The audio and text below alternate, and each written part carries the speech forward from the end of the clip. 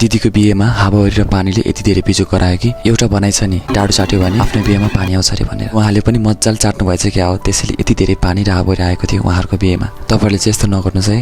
दिदीको लागि गिफ्ट बोकेर चितवनको फेमस स्मार्ट ब्याङ्क्वेट एन्ड रेस्टुरेन्टमा बिहे भएकोले आएको थियो। चितवनमा गर्मी लागिसकेपछि दिनभरि टन्टालापुर घाम लाग्ने यो रेस्टुरेन्ट पनि एकदम पिस अनि एकदम राम्रो रहेछ। पानीको फोहरा र दिदीहरूको बिहेको बोर्डहरू राखिएको थियो र केटीहरू सजाइएको थियो, एकदमै राम्रो देखिरहेको थियो। बिहे जस्तोमा चिन्ने नचिन्ने पाहुना आफन्तहरू त आउँछन् नै। र यो सुन्दर माहौलमा रमाउँदै हामीले चाहिँ डाइरेक्ट दिदीलाई शुभकामना दिदी र हामीले चाहिँ गिफ्टहरू दिएर हामीले चाहिँ टिकाहरू लगाइदिनु भयो। र यो रमाइलो माहौलमा रमाउँदै चाडपर्व कार्यहरूमा भेट्ने भनेको नै आफन्तहरू त हुन् र उहाँहरूसँग भेट्दै हालखबर सोध्दै एकदम रमाइलो भइरहेको थियो। उहाँहरू पनि खुसी हुनुभएको थियो र मलाई पनि खुसी लागेको थियो। लामो समयपछि उहाँलाई पनि भेट्न पाएको थिएँ। फोटो र भिडियो र रमाइलोमै मस्त हुनुहुन्थ्यो उहाँहरू पनि। अब बिहेमा आएपछि खाना खान परिहाल्यो अनि खाना खाने लाइन भइरहेको रहेछ र सबैजना मिलेर हामीहरू चाहिँ खाना खाने लाइन गएको थियौँ। एउटा डाइनिङ टेबलमा बसेर हामीहरू सबैजना मिलेर खानाहरू खायौँ। खाना पनि एकदमै टेस्टी अनि एकदमै मिठो रहेको थियो। गफ गर्दै कुराकानी गर्दै बिहेको माहौलमा रमाउँदै खाना खाँदै हामीहरू त्यहाँ एकछिन बसेका थियौँ। यतिकै दिदी चाहिँ नाचिरहनु भइरहेको थियो बाजाको तालमा र सबैजना नाचिरहनु भइरहेको थियो। र खानासाना खाएर हामी बाहिर एकछिन आएका थियौँ। बाहिर पनि बाजा बजाएर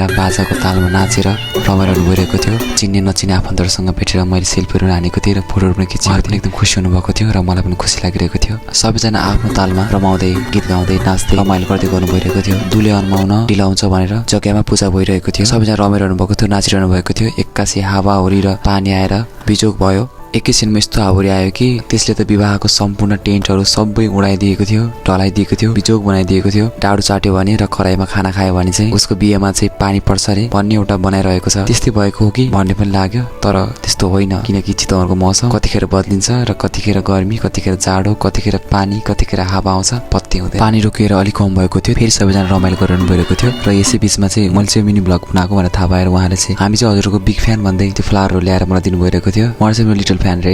अनि मौसम सामान्य रहेपछि विवाहको कार्य सुरु भयो र सिन्दुर हालेको हामीले हेर्नु न भनेर हेरेनौँ। अनि पछिवरी तानातान रमाइलो गर्दै हेर्दा हेर्दै रात पर्न लागिसकेको थियो। अनि सालीहरूले जुत्ता लुकाएपछि एकैछिन चाहिँ एकदम रमाइलो भइरहेको थियो। दिदीहरूले जुत्ता लुकाउनु भएको थियो। डिमान्ड चाहिँ 2 लाख गरेका थियो, तर बार्गेनिङ गर्दा गर्दै 1 लाखमा झऱ्यो। उहाँहरू जर्मनबाट आएर बिहे गर्नुभएकोले जर्मनको पैसा दिँदै यो पनि राख भन्दै मजा गर्नु भइरहेको थियो। लास्ट टाइममा रमाइलो गर्दा गर्दै यो चाहिँ हामीले प्र्याङ्क गरेको, यो चलिआएको चलन भएको भएर रमाइलो गरेको मात्र हो भन्दै दिदीले रुँदै मलाई अरू के चाहिँदैन, मेरो दिदीलाई कहिले पनि नरहनु, सधैँ खुसी राख्नु, मलाई कति पैसा चाहियो हजुर यो जुत्ता लिनुहोस् भनेर दिनुभयो। र यो मोमेन्टले सबैलाई स्तब्ध पारिदिएको थियो। जुन एकदमै स्याड मोमेन्ट, विवाहको अन्तिम चरणतिर अनुमान बेलामा कति धेरै नर्माइल लाग्छ त्यो त भोग्नेलाई र देख्नेलाई थाहा हुन्छ होइन र। एकदमै नर्माइल लागिरहेको थियो, अलिकति नराम्रो पनि लागिरहेको थियो। के गर्नु, छोरी मान्छेको जात बिहे गरेपछि जानै पर्ने, पढाइ घरमा पठाउनै पर्ने। बिदाइ गर्नुभन्दा अगाडि सबैजनालाई हक गर्दै आँखाभरि आँसु पार्दै उहाँलाई अन्माइयो। उहाँ दिदी चाहिँ मेरो ड्याडीको